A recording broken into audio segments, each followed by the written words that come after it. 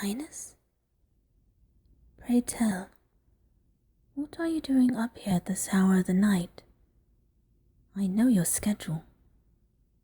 Your bedtime tea ended hours ago. Ah, I see. You are unable to fall asleep. That's quite dreadful indeed. Though, did you really think that coming up to the Magus Tower was a good idea? There are far too many things here that could engage the mind. Unless, of course, you are saying that your magic lessons are boring, and you came up here to fall asleep. Don't try to fool me. You were always the sneaky sort, Your Grace. But if you are going to stay up here, I will attempt to help you sleep. I believe if you are at unease, then we should find the source of the problem. We shall try to do things the normal way, and if you still find yourself unable to sleep, we shall look into using a sleeping potion. Now, show me what it is that you are reading. Let's see. A grasp of the elements. Ah, yes. We have been going into the study of elemancy, haven't we? I made you write that 10-page paper before I even let you try to rouse a drop of water from a cup. I know. It was awfully boring, wasn't it? Please forgive me. The king had to do the same, you know. I remember when he was still young. But that is a story for another time. Let's take a look here.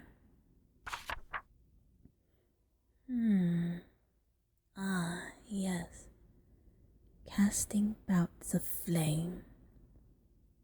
Fire is the easiest to conjure, but the hardest to control.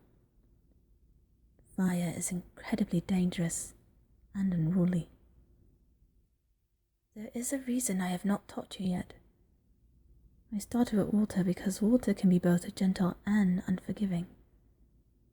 The difference between a trickling caress of satin and a man drowning painfully in its depths. Water is powerful, even if it's not exciting. Never forget that, Your Grace. Besides, has our study of earth magic not been enough? You took so quickly to it. You were able to bring those flowers back to life as if you had walked the earth as a spirit all of your days. It must be the royal countenance. The moment you were brought into this world, all was meant to bow before you, even I, who has lived 1,000 years. Yes. I am well aware that you know of my age. I have taught the king, and his father, and his father's father. All have known my gaze. And they have held my hand, all of them, as I led them through the world of magic or the hard realities of war. I hope that you never have to know a world of bloodshed, that you may use the magic I teach you to better the world in more peaceful ways. Oh, yes, you are right. I would be able to look into the future and see if this is true. However, even someone of my age can find fear. Looking to the future may solidify it.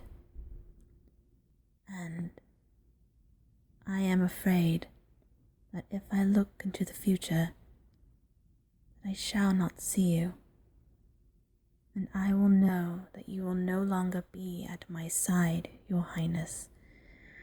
I want to be able to teach you magic for all of your days. I wish for you to be able to come to me for advice now, and for when you eventually rise to the throne, and I am able to call you Your Majesty instead. I want to see you grow old, and older still. For you should not fear death. I have seen many die. I know where they go, and I promise it is nothing to fear. I shall watch over you forever. Now, about your book. Shall I show you how to cast fire? You may not be able to do it just yet, but there is no harm in watching. First, you must imagine tingling in your fingers, and in the palm of your hand a hot burning. Nothing that scorches, just warmth, heat. You must concentrate, and then see, it is that simple. Casting fire is easy. Look at the flames dance and jump, how the spark illuminates the room. It is beautiful fare. The king never quite grasped hold of wielding it, but the queen, the queen held mastery over these flames. She could summon the spirits of the flames and even give rise to a phoenix from the ashes. She was skilled, incredibly so. Perhaps, if you are lucky, you may have inherited their talents. Now, let us put the magic away. You will never get sleep playing with fire. Are you comfortable where you are laying? Just like that in a nest on the ground. I suppose the tower does make comfortable spots to read and study in. Shall we try another subject? One that shall put you to sleep. Here is a good book. The Stars and the Horoscope. This book is wonderful at providing insight to the year, depending under what star you are born. It's a brilliant reference.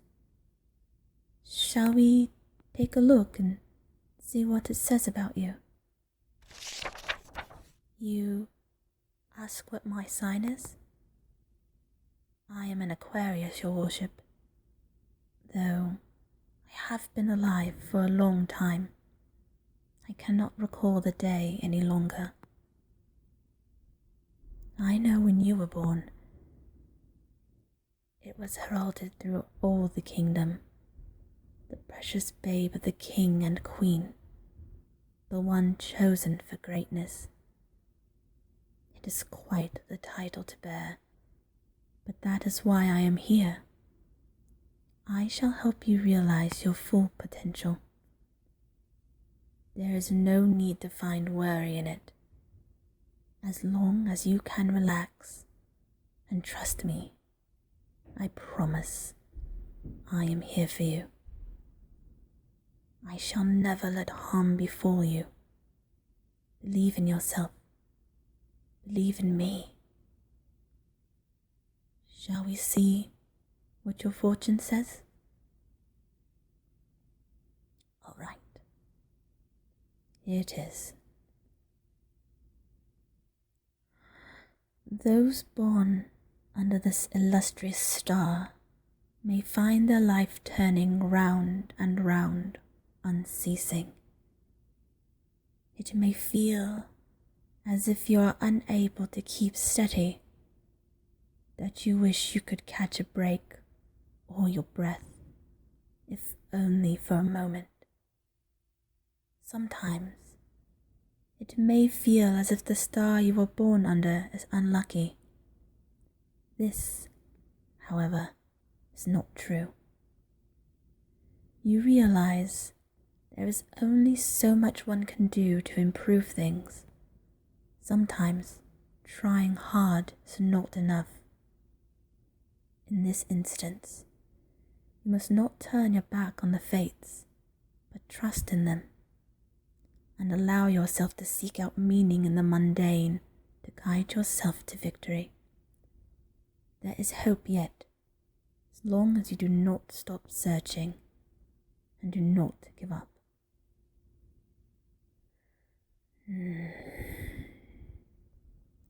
That is quite the fortune you have, your worship. I know I have not been there as much as I would like. Things must be hard for you right now. Is that why you are having trouble sleeping? You need to relax, Your Grace. Remember that the will of the gods flows through you. You have purpose, even if at times it may not seem like it. Even in the small, simple things that you do, they are not meaningless. Everything you do is important, whether to me or the others that surround you, friends, family. If you make mistakes, or you find yourself lost, or if things go wrong, remember, they do not end your world. From the darkest pits of despair, heroes and saints emerge. It is always darkest before the dawn. If you mess up, you shall be forgiven. Even if people sneer, remember that I, the Magus Ambrosius, descendant of Merlin, shall always remain by your side. If no one believes in you, I believe in you. If you perish and are reborn into a world far in the future, filled of steel castles and silver streets, I will still be there, watching over you. Call out to me. I shall listen. Tell me your fears, your anxieties. I shall vanquish them. They have no place here, not when the person they adhere to is capable of so much greatness. You, Your Highness, my Majesty, were born under the star I worship.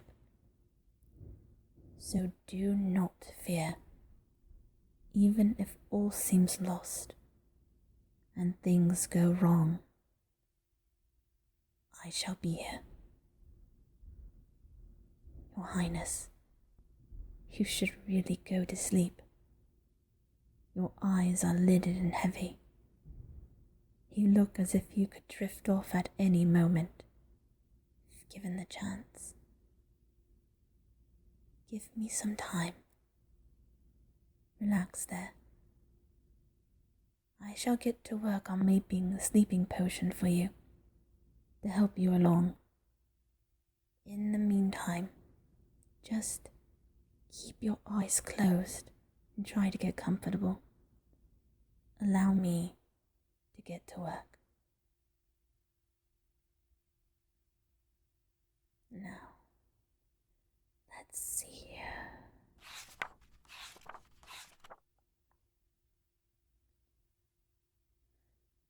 sage, yes, and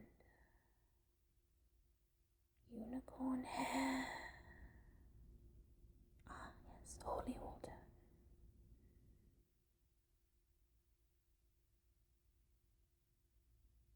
Certain I have all of these here somewhere.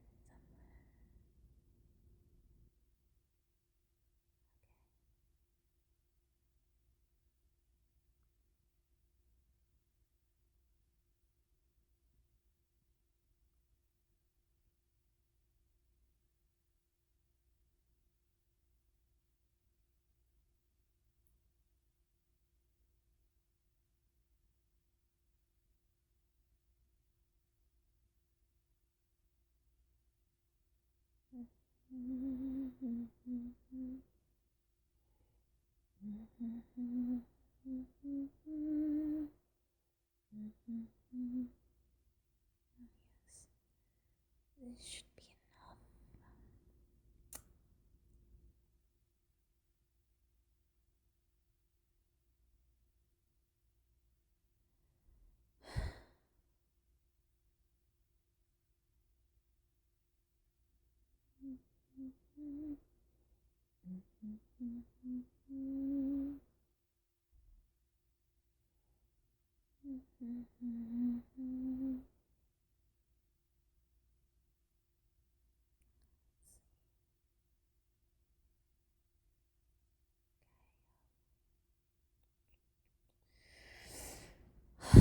This should be.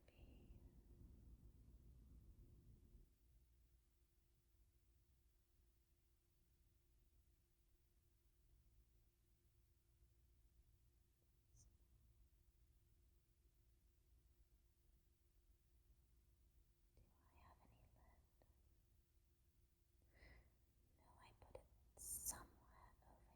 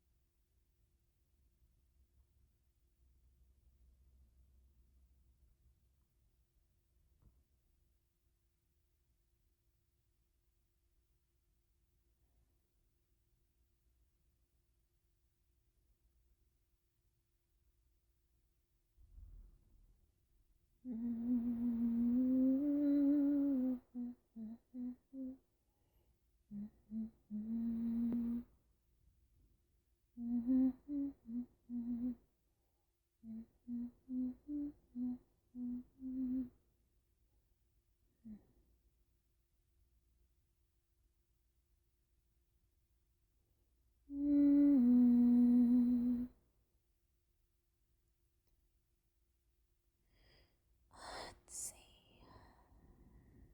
Little bit of this here.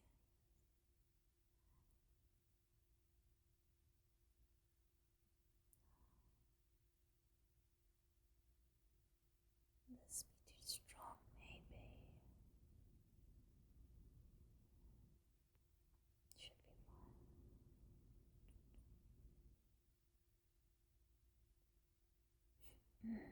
Smells a bit potent.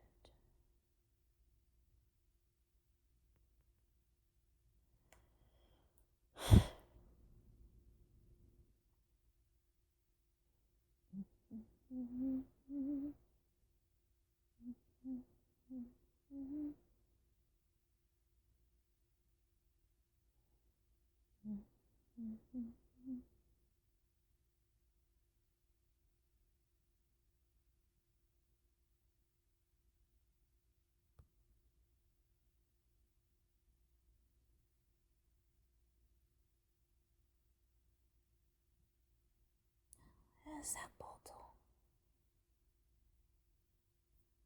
Somewhere around here.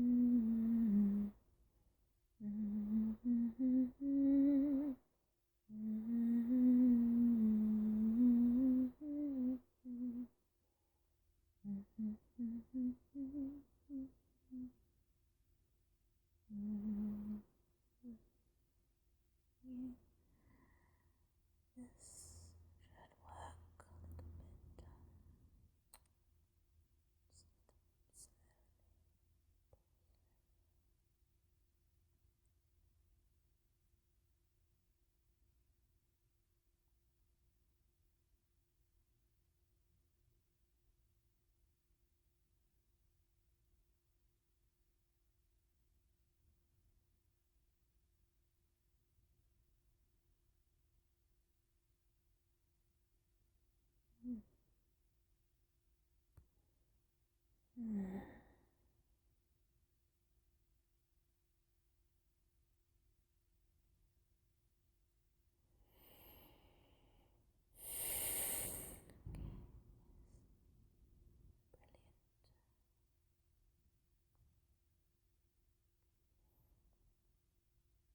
Highness, are you still awake?